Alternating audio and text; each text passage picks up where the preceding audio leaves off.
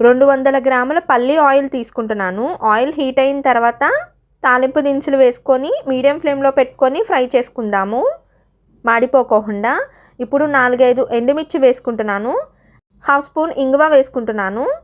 అలాగే కరివేపాకు కూడా వేసుకుంటున్నాను. 10 నుంచి 15 ఎల్లుల్లిపాయలు వేసుకొని మొత్తం అంతా కూడా ఫ్రై చేసుకుందాము.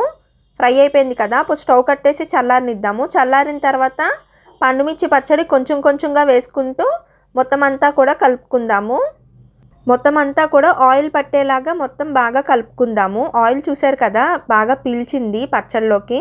ఇప్పుడు నేను ఇందాక మనం ఫ్రై చేసుకున్న ఆవాలు మెంతుల పొడి ఉంది కదా, అది కూడా వేసుకొని మొత్తం అంతా కూడా బాగా కలుపుకుందాము.